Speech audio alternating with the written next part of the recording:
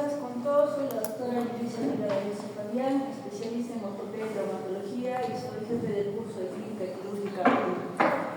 Bueno, han visto que en algunos cursos tienen una clase inaugural. ¿Qué se hace en la clase inaugural?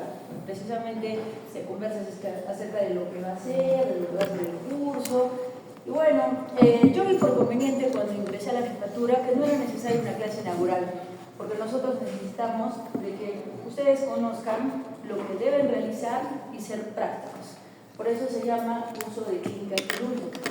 Nosotros somos más prácticos, tenemos que saber y tenemos que ejecutar. No hablamos tanto, pero sí tenemos que realizar las cosas como debe ser. En vez de hacer la clase inaugural, nosotros decidimos mejor mandar un documento, unas diapositivas para que ustedes las puedan leer minuciosamente, que es lo que sí se hacía en todas las clases inaugurales, y aumentar una clase teórica más, que es precisamente una de las clases teóricas del temario que hemos aumentado. Esto ya lo estamos desde hace 2 años que lo estamos llevando y nos está yendo bien, ya que con eso estamos abarcando más contenido y nuestros alumnos salen más preparados. Eso en primer lugar. En segundo lugar, vemos también para darles un poquito de introducción antes de continuar con lo que es enfermedad del desarrollo de cadera, va a haber seminarios. En estos seminarios todos tienen que participar. Va a haber el seminario de traumatología, va a haber también un seminario de aula virtual, no, es aula simulación. Aula simulación. El seminario de aula simulación consiste precisamente en que van a coordinar con ese colega que le toca o con los docentes de ese curso que se va a realizar. Se va a hacer una simulación tal vez del paciente, no sé, un paciente con herida, un paciente que esté tal vez traumatizado, un paciente con trauma ocular, de acuerdo al seminario que le haya tocado. Y ustedes tienen que saber cómo ejecutar. Los años anteriores también con esto de la acreditación estamos viendo cómo calificamos en los seminarios a los alumnos. Entonces decíamos, hasta hace muchos años, decían ya, bueno, vamos a poner nota de los alumnos que exponen y los demás vamos a sacar una nota de prorrateo. ¿Qué significa? Supongamos que el alumno del seminario de oftalmología han sido 4 y los 4 han expuesto excelente. Entonces voy a poner 17, digamos. Pues han hecho bien 17 o 16. De repente el resto se ha quedado callado, no ha dicho nada. O por ahí uno que otro ha hecho una pregunta, ya anoto. A ver, por ejemplo, a Valdivia no hizo una pregunta, ya voy a anotar. Rosa hizo una pregunta, ya lo anoto. O sea, yo como docente. Y al final le ponía 17, a los que intervinieron les ponía 16 y al resto les ponía 12 o 13, ¿no? Porque como han estado nomás sentados, no han intervenido, han estado así como esto, entonces, ¿qué nota van a hacer? Entonces luego hicimos una discusión en lo que es precisamente lo que es la acreditación y vimos pues que definitivamente eso no debería ser. Eso, bueno, a partir de que hubo la acreditación, que justo fue cuando empecé la jefatura. Entonces lo que se va a quedar es lo siguiente: los del seminario intervienen y ellos van a tener su nota de su exposición y de cómo han desarrollado. Y el resto se está sugiriendo de que se va a tomar un examen de lo que han expuesto sus compañeros. Un examen, una evaluación y esa va a ser su nota. Si no vienen a un seminario es una asistencia, entonces eso es 0. Si tienen otra más es abandono del curso, por si acaso. A eso les voy a dar justo hoy día vamos a hacer aprobación de los sílabos, por eso no les he pasado los sílabos. Así es que no se pueden faltar a las clases prácticas. Si faltan 2 prácticas y es abandono de todo el curso, por si acaso. Me digo, no voy a oftalmo, no voy a otorrino, no voy a trauma. No sé, por ahí, si no está justificado y si el docente me dice, ¿sabe qué? No sé, Rosas se ha faltado 2 veces a mi práctica. Ok, puede seguir, va a seguir haciendo. Al final, veo las asistencias y las inasistencias, abandono. Eso es uno, por eso tienen que ir. Tardanzas, 3 tardanzas, una falta, por si acaso. Ahora, todo depende también de su docente, ¿no? Por ahí su docente les dicen, tengan cuidado, tengan precaución, traten de venir, ¿no? Por ejemplo, pero ustedes tal vez pueden decir, no, sí, yo voy a ir, yo voy a acudir, y al final pues no vienen a la práctica. Entonces está en su potestad del docente de ponerse. Otra cosa, hay que hacer lista de los que asisten a la clase teórica, por favor, ¿ya? Si bien es cierto, la clase teórica no es obligatoria, pero los docentes, que son como 16 a 15 docentes, me han mandado un documento, sus jefes, diciendo el año pasado de que no estaban asistiendo a las clases teóricas. Entonces teníamos dos caminos: suprimir la clase teórica y basarla solamente como aula invertida, eso es uno; dos, aula virtual invertida; y tres, darle el temario, y pues ustedes ya veían cómo estudiar. Nosotros también vemos el sílabus y tomarlos. Entonces hemos dicho un punto medio, estamos haciendo un estudio con los que han asistido el año pasado y vamos a hacer con los de este año, que son ustedes, y todas sus rotaciones. Si vemos que el porcentaje es bueno, o sea, sí están asistiendo, entonces vamos a continuar con lo que son las clases teóricas. Si vemos que no asisten, entonces vamos a tomar otra medida para el próximo año del sílabus, ¿no? Pero lo que sí, para eso necesitamos sus calificatorios. Yo le mando personalmente a los docentes quiénes han ido y quiénes no han ido, y está en el grupo de WhatsApp que tenemos los docentes. Las dos anteriores no le dije a su compañera, pero bueno, ahora que justo mis colegas han dicho no han ido, yo he visto que no han ido. Por ejemplo, ahorita yo, a ver, ¿está Cris? No está Cris. ¿Está Valeria? No está Valeria. ¿Valeria? Sí estás. ¿Está Claudia? Sí está Claudia. Dos. Entonces ya. Cris no está, ¿no es cierto? Ya, entonces por eso me dijeron, hay algunos alumnos que no están yendo, etc.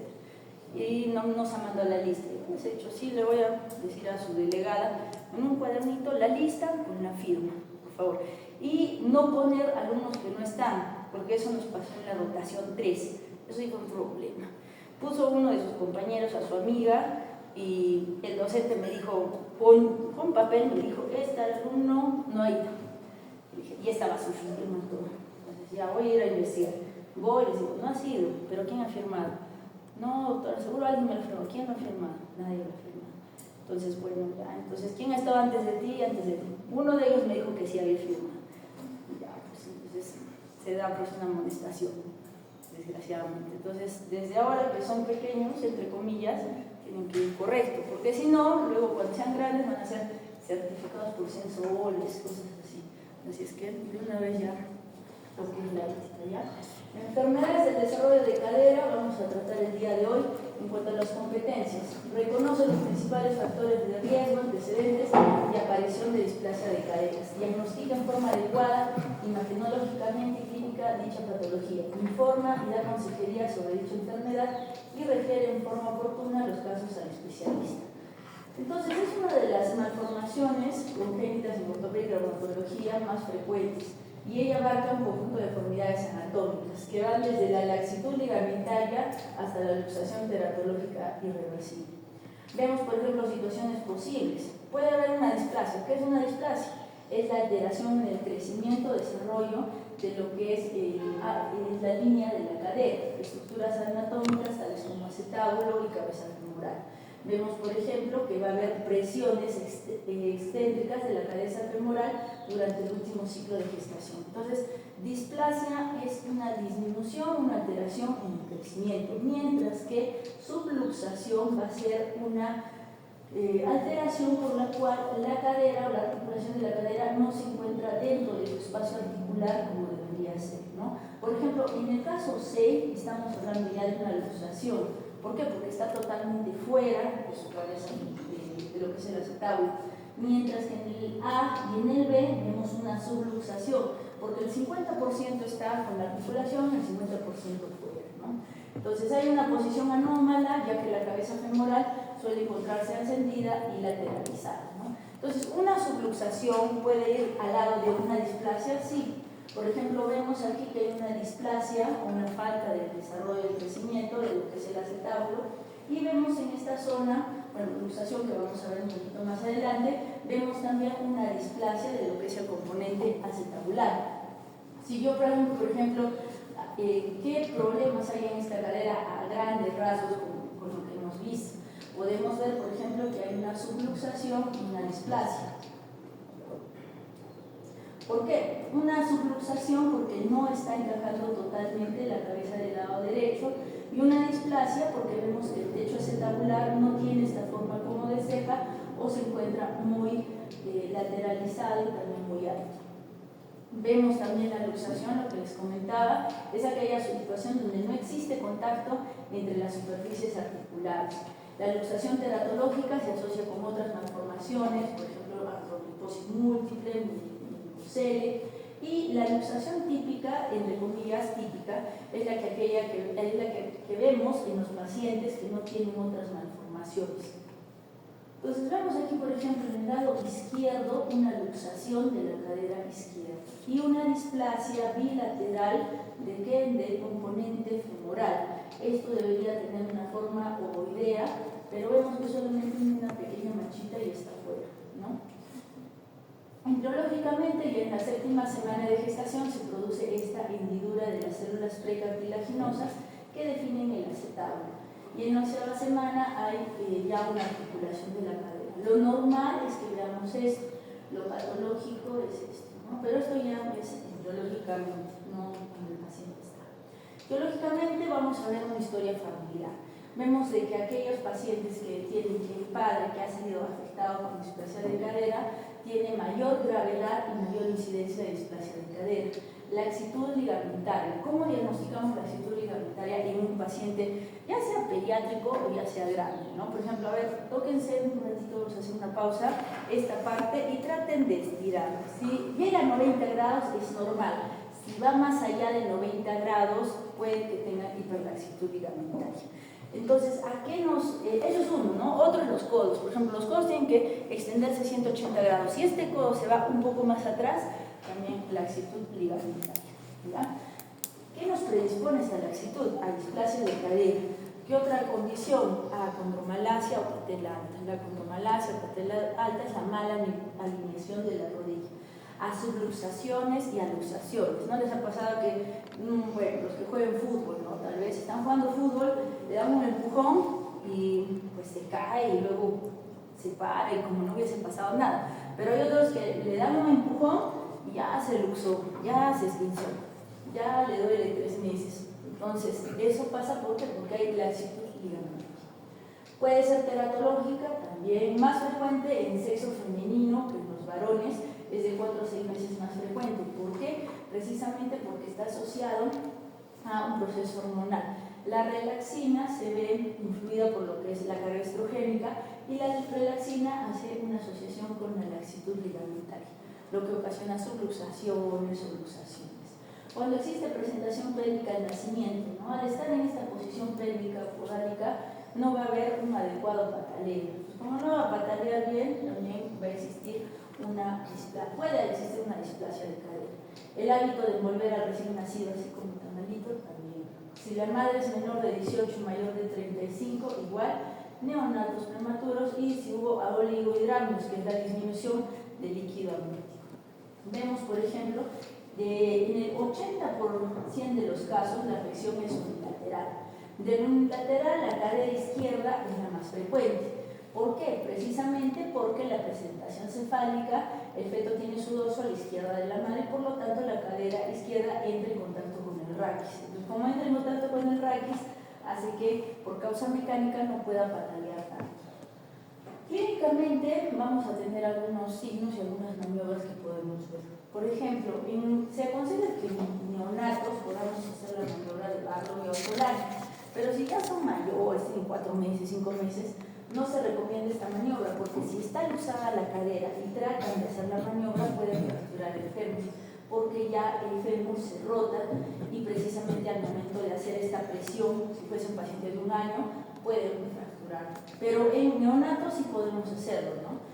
¿Y qué consiste? Ortolari. Vamos a ver una cadera luxada y vamos a hacer una rotación externa y abducción y vamos a reducir esa cadera.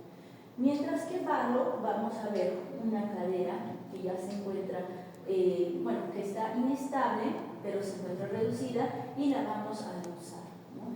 Entonces, si ustedes se quieren acordar técnicamente cuál es Ortolani y Barlow, se acuerdan del B, de Bad, de malo, que significa en inglés, y se van a acordar de que el malo es quien luxa la cadera, mientras que el Ortolani, como este es el malo, entonces este es el bueno, que va a reducir la cadera, ¿no? La verdad es que Barlow y Ortolani siempre preguntan en lo que es residentado, internado, no sé, tienen una explicación con Barlow y Ortolani, pero entonces, si se acuerdan ahora, se van a acordar siempre.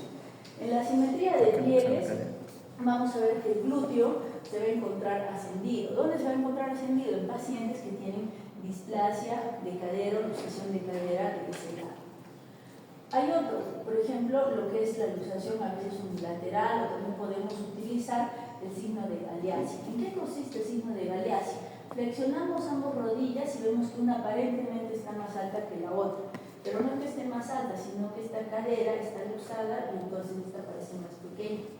Y en la abducción limitada, decimos, hay que abrir las piernas, decimos siempre en compañía con sus padres, para aperturar las caderas, y vemos que una cadera puede aperturar más que la otra. Entonces, también nos da indicio que puede ser. En cuanto a la marcha, ya cuando pueden caminar, sobre todo en pacientes mayores, podemos ver la marcha de Trendelenburg y el signo de Trendelenburg.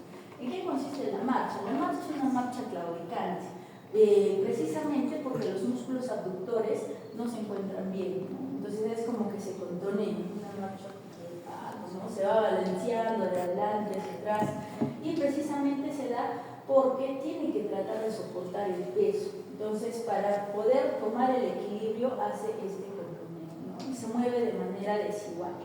El signo de Trendelenburg, sin embargo, es que nosotros vamos a hacer que el paciente esté en bipedestación y le vamos a decir que flexione la rodilla.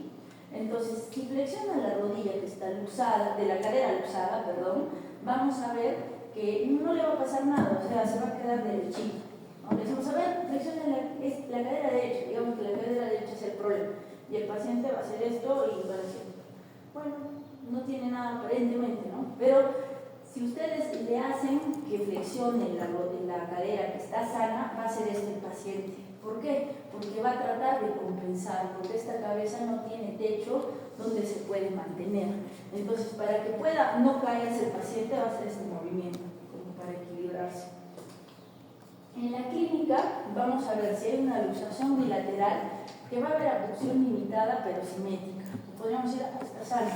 Pero el signo de Galeazzi también va a ser negativo, pero va a tener una claudicación a veces que se nota, a veces que no, pero va a haber una lordosis excesiva y contractura de caderas, ¿no? Entonces, si ustedes,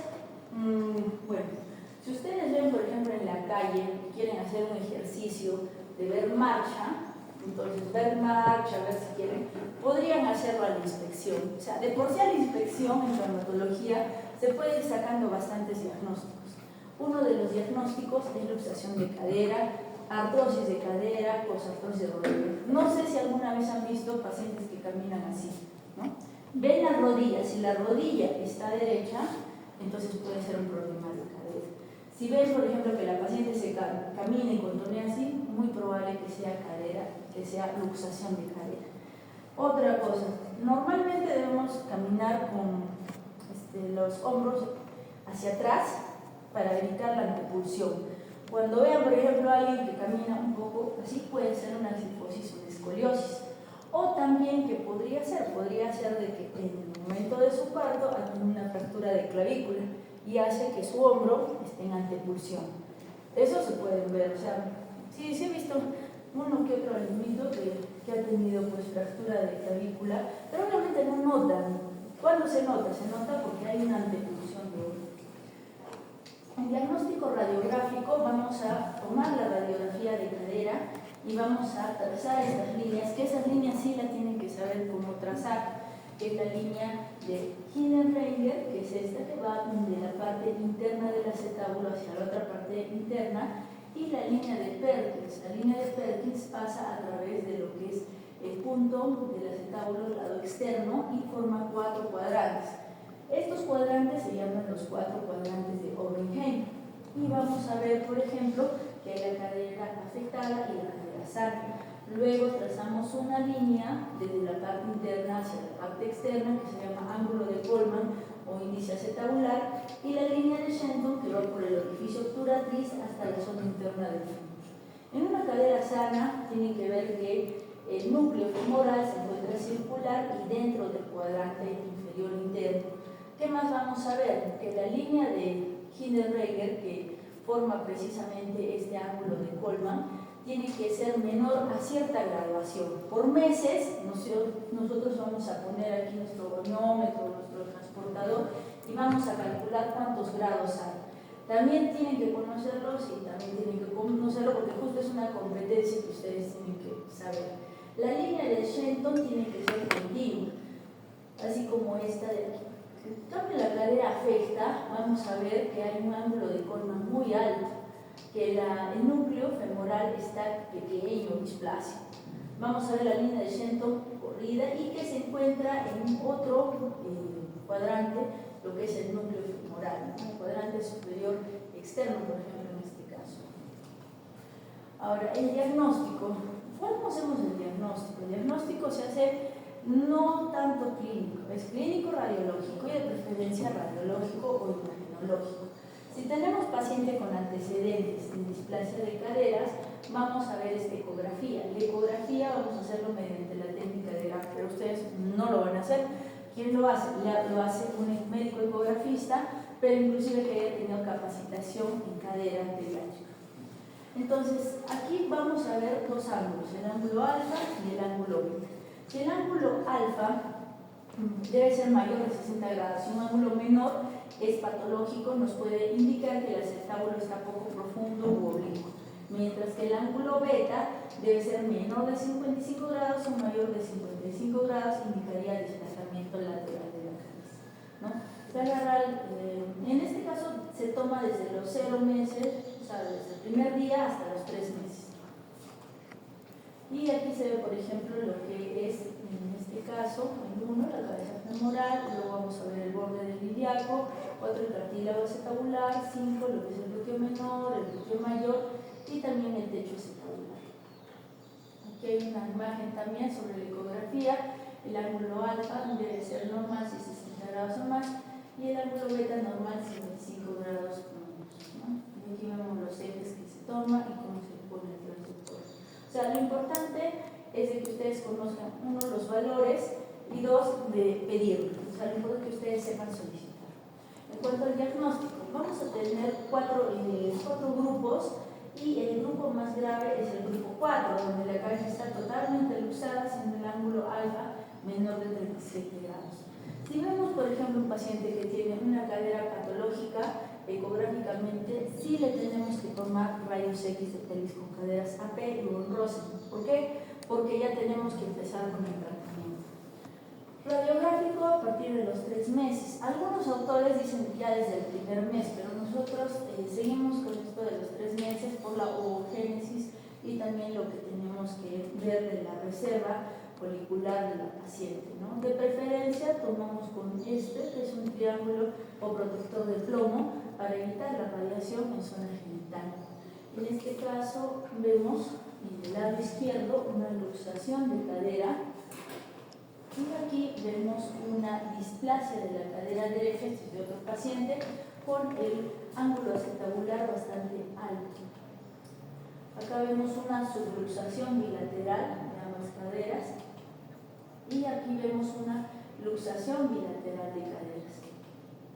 Entonces, bueno, antiguamente, hace mucho tiempo se utilizaba el índice acetabular de Tonis, pero el índice acetabular de Tonis es de 1975 todavía, es bastante antiguo y daba algunos datos que de acuerdo a una desviación estándar o dos desviaciones estándar estaban muy fuera de lo que vemos ahora en nuestra realidad. Entonces tenemos otra medición radiográfica que es de este estudio, precisamente en la Ciudad de México, que se publicó en el 2020, donde se acerca más a la realidad.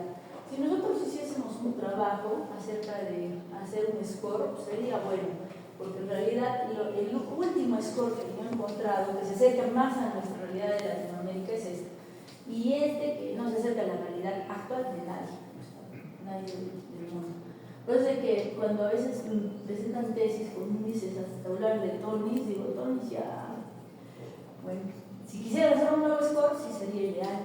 Vemos, por ejemplo, que a los 3 meses, que es nuestro punto de corte, tenemos que podemos aceptar hasta 28 grados de índice acetabular. Y a los 6 meses, que podemos tomar la otra placa, es de 26 a 25 grados. Entonces, para que ustedes tengan un recuerdo, para que no sean tantos números que tengan que aprenderse, recuerden que a los 3 meses por lo menos tiene que tener el paciente menos de 28 grados. A los 6 meses tiene que tener 25 a 26 grados y al año tiene que tener de 21 a 20 grados. Si tiene menos de eso, está genial. Si tiene más, entonces sí puede tener displasia leve, moderada, severa. Entonces, ¿cómo hacemos? Si está presente desde el nacimiento, es necesario hacerle radiografía. Es justo lo que les estaba preguntando a mis alumnas en estos días. Y efectivamente sí hay que hacer un screening neonatal porque el diagnóstico se da radiográficamente. Entonces, el 70% que tienen estos factores de riesgo, luego hacemos diagnósticos tardíos. O sea, vemos, por ejemplo, pacientes con coxartrosis, pacientes con dolor crónico de cadera, pinzamiento articular, y tienen un estudio neonatal normal, o sea, son pacientes que no tienen otro problema, no tienen otra malformación genética. Entonces, ¿cuáles son los objetivos del tratamiento, del manejo? Obtener una reducción concéntrica y estable, obtener una articulación coxofemoral anatómica, evitar las principales complicaciones que es una necrosis avascular y una subluxación recurrente. Los problemas en caso de detección tardía, vamos a ver una cabeza ascendida, músculos contraídos, displasia acetabular y antelación femoral. En cuanto al tratamiento, hay muchos tratamientos. El arnés de Patrick, que existe aquí un sistema de correas por el cual vamos a hacer una abducción de lo que son las caderas. La férula de Craig-Ilfeld, que es esta de aquí, que también mantiene el ángulo, pero hace que el paciente pueda movilizar los brazos. Y tenemos el aparato de yeso peripédico. El tratamiento quirúrgico es lo que buscamos evitar, o sea, no es que todos tengan que operarse, si es que nosotros que somos, digamos, el último eslabón, porque nos mandan pacientes de periferia, si el médico general de periferia lo detectaría temprano, ya nos diría, ya necesita arnés, necesita fisioterapia, entonces nosotros ya le empezaríamos tratamiento precoz y evitaríamos el tratamiento quirúrgico. ¿Por qué? Porque es muy cruento. Por ejemplo, tenotomía de aductores. En la parte interna del muslo tenemos que hacer una tenotomía o cortar los aductores. Osteotomía femoral. Vamos a tener que fracturar el fémur de un paciente. ¿Por qué hacemos la osteotomía femoral? Porque al usarse la cadera del fémur va a ser el movimiento de anteversión femoral. O sea, como que el fémur ya no va a crecer, ya no va a crecer en esta posición, sino va a crecer así girado. Y girado el paciente va a caminar distinto. Entonces por eso tenemos que hacerle la osteotomía, hacerle una derrotatoria, significa girar el fémur y colocar placa y tornillos, o si no clavos, que eso es temporal, o sea, no se va a quedar con eso, va a quedar solo 2 meses. Y después de eso, techoplastías. ¿Qué es la techoplastía? O la osteotomía de salto. Entonces nosotros fracturamos la pelvis, le ponemos esta forma de triángulo y hacemos que descienda el ángulo acetabular, ¿no? Entonces imagínense una operación cruenta que va a veces en 2 tiempos, más el yeso, o sea, le vamos a colocar ese aparato de yeso que hemos visto hace un momento por alrededor de 2 meses cada 3 cambios, significa en total de 6 a 8 meses va a estar con aparato de yeso ese paciente. Conclusiones. Bueno, es una enfermedad multifactorial más frecuente en pacientes del sexo femenino con partos distóxicos. El diagnóstico precoz permite un tratamiento oportuno y existen múltiples métodos ortopédicos, el más conocido es el arnés de Patrick. La cirugía ortopédica se debe realizar así sea menor de 2 años, explicando a los padres la necesidad de esto. En la bibliografía, vamos a dejar, y había otro tema que mencionarles. ¿Tienen alguna pregunta?